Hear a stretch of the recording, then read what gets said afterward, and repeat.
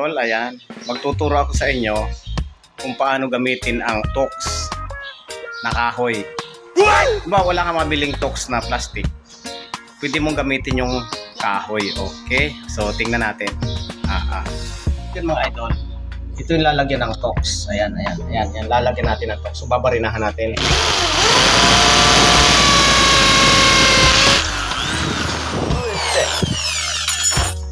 Sagad na sagad.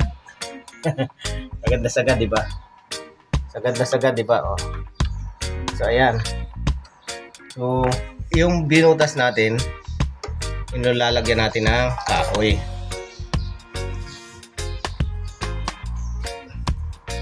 Ayan o.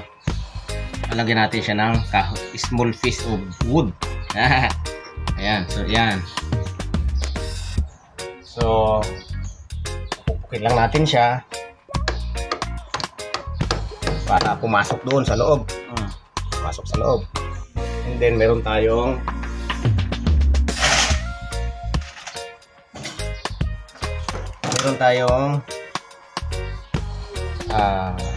black screw. Ayan o.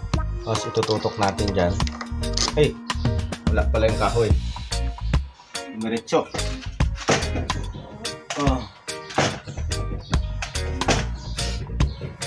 Ayan. Lagyan natin kahoy, panibago. Nakalusot kasi hanggang sa loob yung kahoy. Okay. Ayan.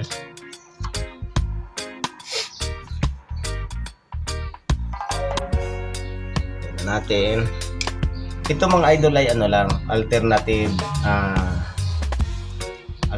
na paraan kung sakaling wala kayong mabiling plastic tox. Ayan o. So kahit ilahi mo ng husto yan, hindi mo basta-basta matatanggal. Ganyang kagaling yung tox na kahoy.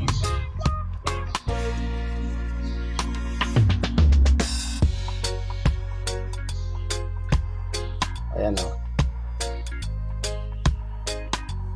Wood tox. Ayan. Wood tox daw.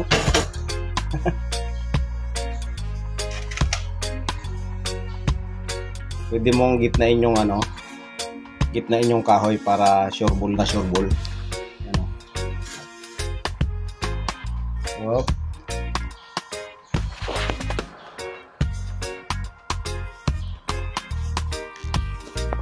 Sa tibay mga idol, makakaasa ka. Makakaasa ka sa tibay nito. Patay na yung tao, patay na yung gumawa. Yung ginawa, naandyan pa yan, matik yan idol.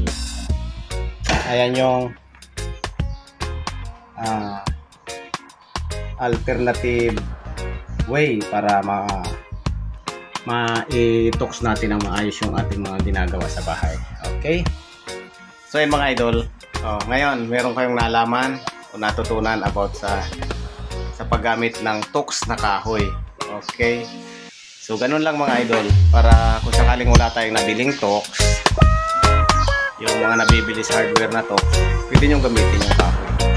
Kung kaya mas maganda yung kawayan, kasi hindi siya nabubulok agad. Yung kahoy after 30 years malamang malambot na yan, pero yung kawayan, ewan ko lang So yun mga idol, maraming salamat sa inyong panonood. Nawa ay meron kayong natutunan na isang technique na magagamit nyo sa mga gawain gagawin nyo sa araw-araw. Okay? Once again, this is Idol Dardy. Bye-bye!